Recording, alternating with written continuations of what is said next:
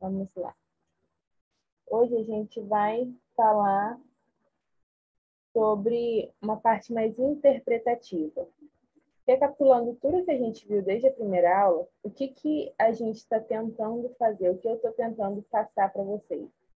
Que a nossa comunicação precisa ser fluida.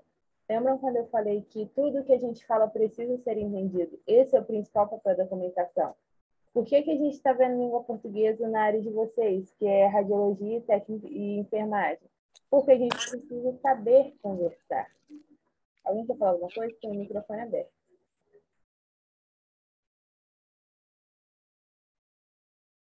Acho que não. Continuando. Lembra que eu falei que a gente precisa saber adaptar tudo aquilo que a gente fala para que a nossa comunicação seja uma comunicação precisa, uma comunicação completa? A gente vai entrar agora num campo mais aberto, digamos assim, a parte mais interpretativa. O que isso quer dizer? Toda vez que eu peço para um aluno, que eu pedi para vocês interpretarem alguma coisa, é para vocês refletirem sobre aquilo que está escrito. A gente vai ver mais para frente um campo semântico, um campo da língua portuguesa, que fala sobre a diferença de interpretar e de compreender. Toda vez que eu interpreto, eu analiso aquilo que está escrito de uma forma restrita. Quando eu peço uma compreensão do texto, eu peço que vocês influenciem essa leitura, esse entendimento a partir do contexto de vocês. Lembram quando a gente falou sobre o guarda-chuva? Eu acho que eu expliquei para vocês que a nossa linguagem é um guarda-chuva virado de cabeça para baixo. Tudo aquilo que a gente aprende, que a gente leu, que a gente ouve, cai nesse guarda-chuva. E isso é como se fosse a nossa bagagem linguística, a nossa bagagem cultural. Por que a gente tratou disso lá na frente? Por que a gente viu questão de morfologia? Por que cada palavra tem um significado sozinha? Por que a gente entra nas questões de saber as expressões problemáticas? Para a gente entender depois a parte interpretativa. Observem que na escola, toda vez que a gente aprende, a gente começa lá no mais facinho. Vogal, consoante, sílaba. A gente aprende a construir palavras. A partir disso, a gente constrói frases, depois períodos, depois textos mais extensos. E a gente sempre trabalha isso através da leitura. Por quê? Porque a leitura é muito importante.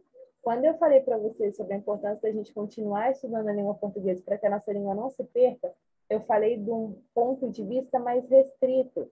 O ponto de vista que demonstra para vocês a importância que a gente tem, os meios que a gente tem de falar e de tratar a língua portuguesa de uma forma mais fácil. Hoje a gente vai entrar no campo da interpretação.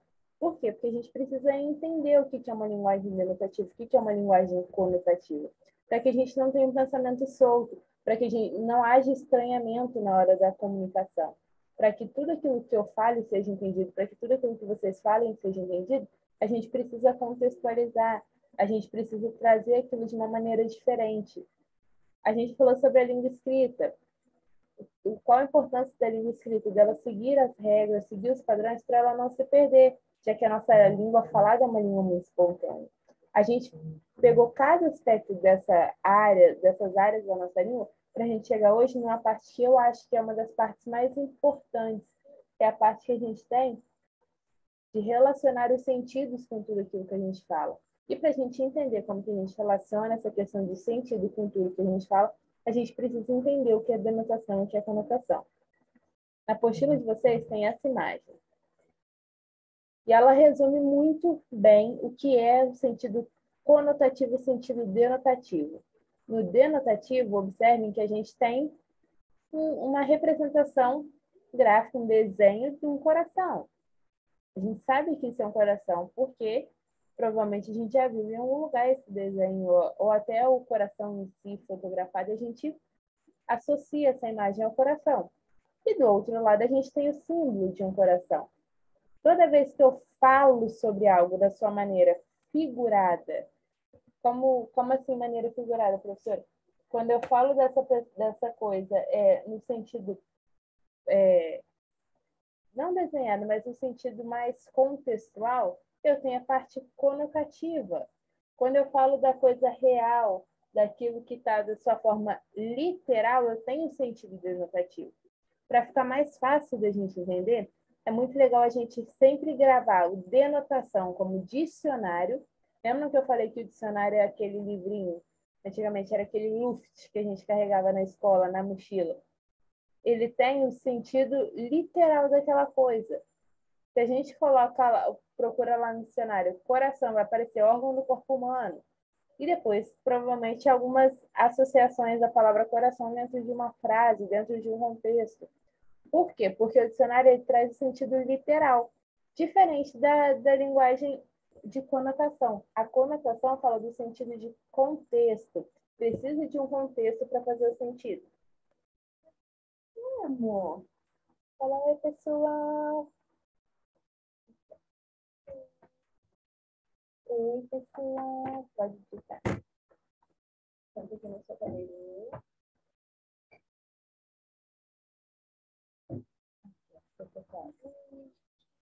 Gente, só um minutinho. Peraí que tá difícil aqui.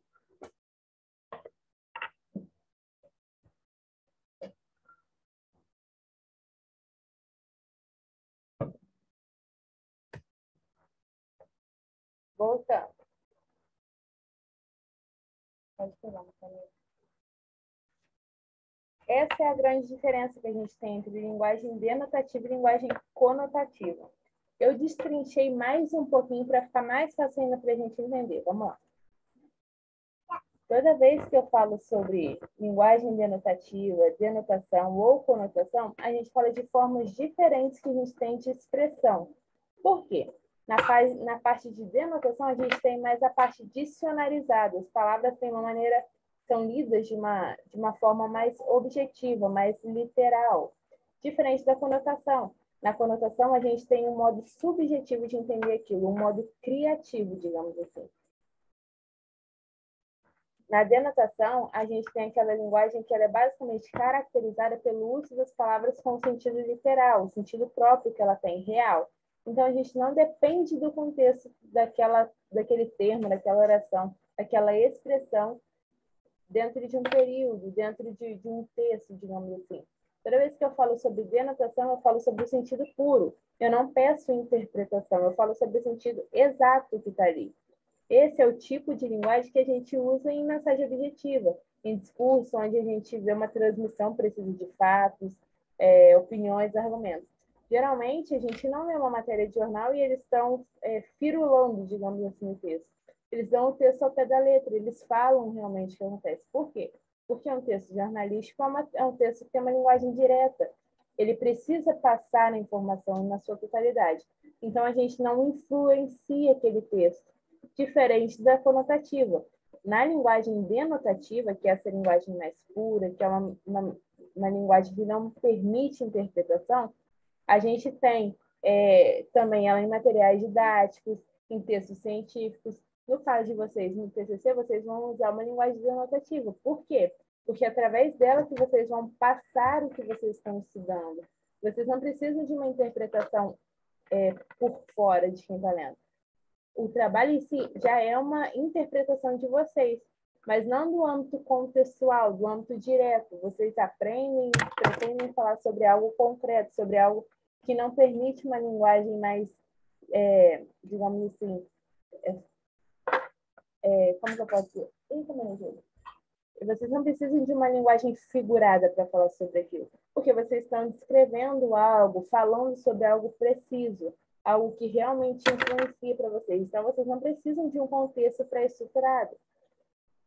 Talvez, se for um estudo de caso, geralmente a gente explica o caso, explica o que a gente está estudando para depois entrar no nosso assunto. Por quê? Porque a gente precisa contextualizar. Mas, mesmo assim, não é o contextualizar que a gente vai ver aqui. O contextualizar que vocês utilizam aí, provavelmente, é de colocar o leitor dentro da situação para que ele entenda o que vocês estão estudando. O que a gente fala de contexto aqui é diferente, a gente vai ver daqui a pouco.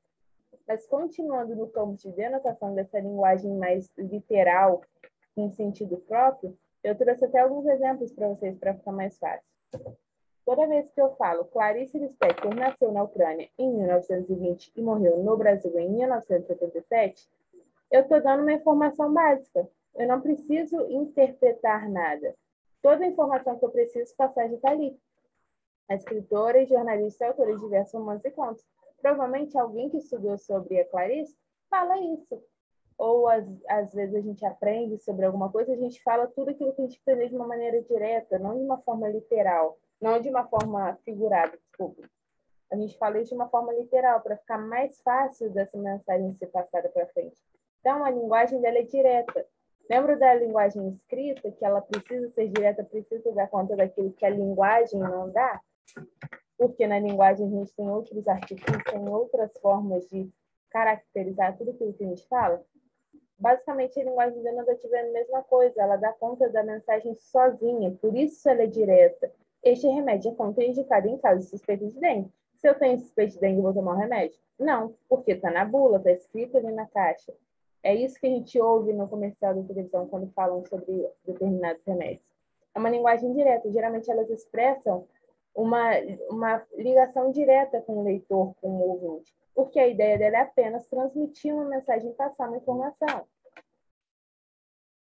Diferente da linguagem conotativa. Por quê? Porque a linguagem conotativa ou conotação, ela é caracterizada justamente pelo sentido figurado. Vai além desse sentido literal. É uma linguagem que permite interpretações, ela permite diversos tipos de leituras. Por quê? Porque ela depende da compreensão de quem está acessando esse conteúdo. Reparem que às vezes a gente discute com alguém por uma besteira, porque alguma coisa que a pessoa falou para ela era uma coisa tão normal, tão natural, para a gente talvez toque em lugares tão específicos que a gente não gosta de debater. Por quê?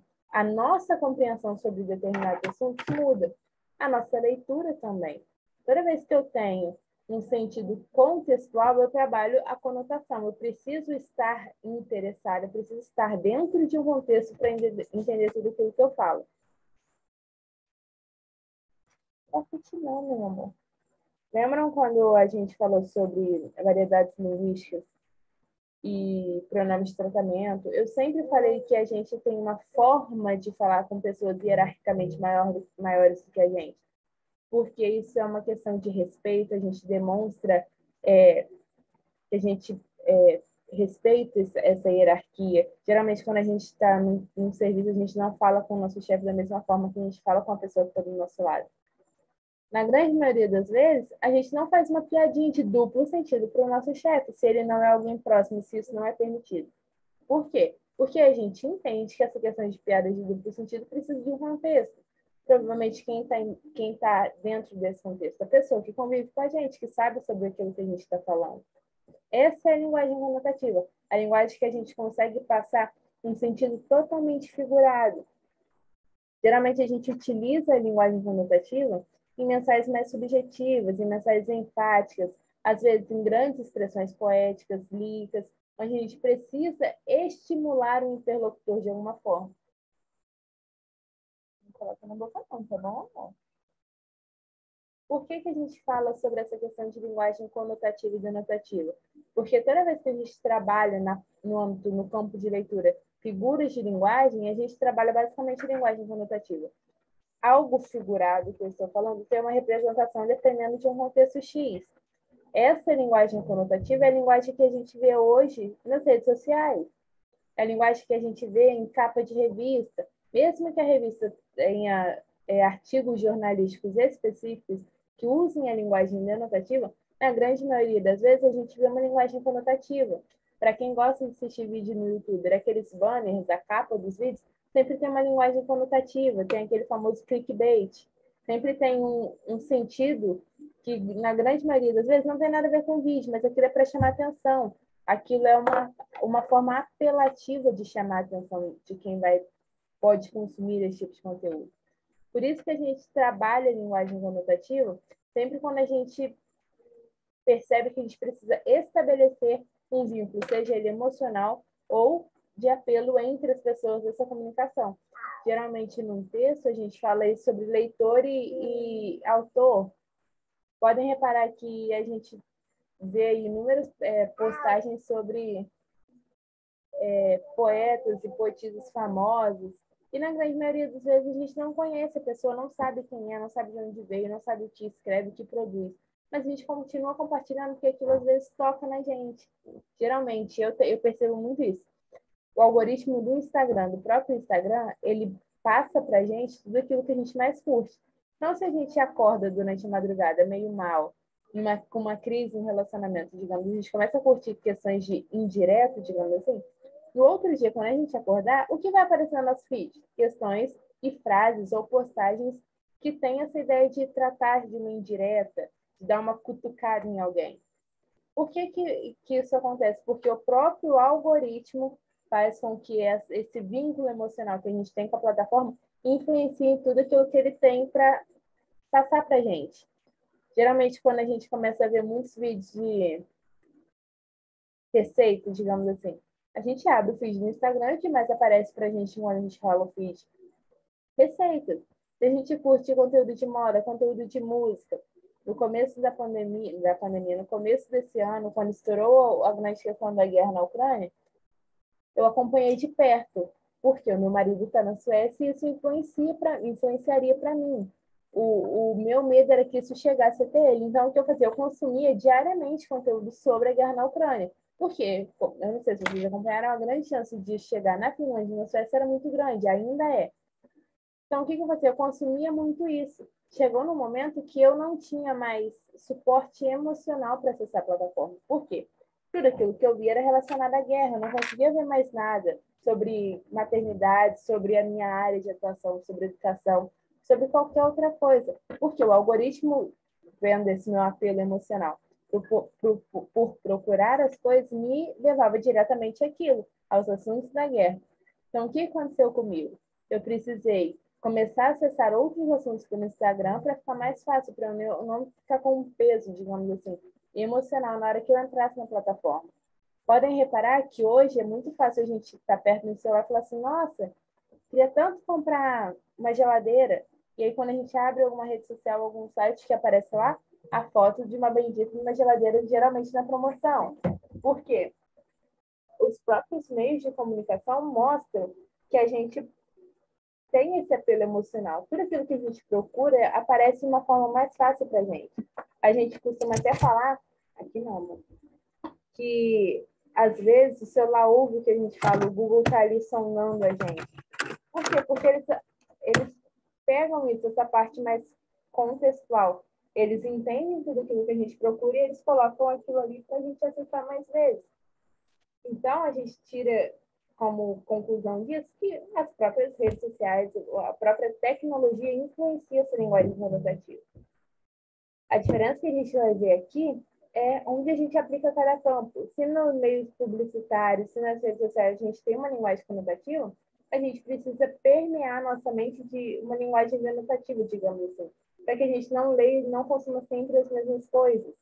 Por isso que sempre é importante a gente manter uma leitura ativa, seja de artigos jornalísticos, seja de sites, de revistas, de livros, de literatura propriamente dita, para que a gente entenda e tenha interpretações diferentes de campos diferentes. Como exemplo de linguagem conotativa, eu coloquei para vocês. Muitos casos novos da doença saltavam aos olhos dos pesquisadores. Esses casos de doenças, tragamos para o nosso campo de Covid. O Covid não estava na mesa e pulava literalmente no olho do pesquisador. Porque o que essa frase quer dizer? Que isso assustava, que isso deixava o pesquisador aflito, provavelmente, com aquilo que ele estava pesquisando, que era algo novo. Então, esses casos assustavam, eles traziam uma questão mais de atenção, eles precisavam de uma procura, de uma pesquisa maior. Quando eu falei, ele ficou todo derretido com as declarações dela. A pessoa literalmente derreteu, caiu, pedaços dela escorriam? Não, mas ela ficou afeiçoada com aquilo. Aquilo foi tão carinhoso, provavelmente, aquilo foi tão íntimo para essa pessoa que essa pessoa começou a se sentir mais afeiçoada. Quando eu falo, tenho pavor de avião, morro de medo quando vamos ao aeroporto. Eu literalmente morro toda vez que eu vou ao aeroporto? Não, eu sinto muito medo. Geralmente a gente tem uma mania de exemplificar emocionalmente as coisas com superlativo. Eu morro de medo, eu morro de ódio. A gente sempre exagera nas coisas. Isso é uma questão mais emocional. Quando a gente fala para alguém, que saudades, nós falamos há 1000 anos, faz literalmente 1000 anos que a gente não conversa com as pessoas. Não. A ideia dessa frase é exemplificar, contextualizar, exagerar. Fala, nossa, faz tanto tempo que a gente não se vê, faz tanto tempo que a gente não se fala. Isso é uma questão mais emocional. A gente não falaria isso para uma pessoa que a gente não conhece. Geralmente, quando a gente tem um vínculo com essa pessoa, é mais fácil a gente enxergar essas questões de denotação e conotação. Geralmente, quando é uma pessoa que a gente não tem contato, com convívio, a gente entende isso. Porque com uma pessoa que a gente não conversa, geralmente, a gente não fala sobre as coisas do jeito que a gente fala no dia a dia. Porque a nossa linguagem é mais direta, a gente não permeia tantos campos para tratar com essa pessoa. Um exemplo que eu trouxe para a gente reparar é esse poema de Camões. Amor é fogo que arde sem se ver. A gente vê nesse poema que a linguagem conotativa ela está nele inteiro, porque ele é um texto especificamente conotativo, ele precisa de um contexto para fazer sentido. Porque o texto diz: amor é fogo que arde sem se ver, é ferido que dói e não se sente, é um contentamento descontente, é dor que desatina sem doer, é um não querer mais que bem querer, é um andar solitário entre a gente, é nunca contentar-se de contente, é um cuidar de quem ganha em se perder, é querer estar preso por vontade, é servir a quem vence o vencedor, é ter com quem nos mata lealdade. Mas como causar pode ser o favor nos corações humanos a amizade, se tão contrária a si é o mesmo amor? Quando ele fala que o amor é um fogo que arde se ver, o amor literalmente não é um fogo, não é algo que a gente consegue colocar um fogo e mostrar, que a gente consegue ver. Porque ele fala que o amor é um fogo que geralmente quando a gente está com uma pessoa que a gente tem um vínculo emocional, ou a gente mantém um tipo de relacionamento, o corpo esquenta, o coração dispara, a mão soa. Por quê? Porque é uma reação hormonal, é uma reação corporal natural. Isso não quer dizer que a gente literalmente pega fogo. É uma dor que desatina sem doer. A gente não sente essa dor, digamos assim, de uma maneira física.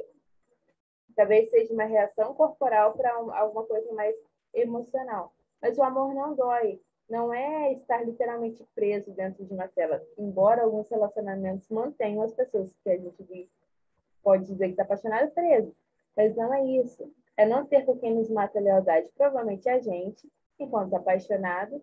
Se uma pessoa cometeu um crime, a gente às vezes protege. A gente vê tanto caso disso hoje. Mas ao pé da letra, o amor não é só isso. Por quê? O amor é um sentimento, é algo que causa algumas reações, tanto no nosso corpo quanto com aquilo que a gente fala, com aquilo que a gente vê, com aquilo que a gente sente. Essa é a diferença da linguagem denotativa para a conotativa. Na denotativa, a gente tem a linguagem direta, clara, específica, utilizada literalmente para passar uma mensagem. E na conotativa, a gente tem umas mensagens mais figuradas. Como exemplo, a gente tem aí esse quadrinho do H. E ele fala: qual o sentido da vida? Por que eu estou aqui? A pessoa que está com ele responde: você está aqui porque o dono no bar deixa você pendurar a conta até o fim do mês? Olha a diferença. O H, ele está querendo teorizar, digamos assim. Geralmente a gente bebe, a gente fala muito, a gente pensa muito. E para ele está ali procurando o sentido da vida, esperando através da bebida, provavelmente, uma resposta para tudo aquilo que ele está procurando.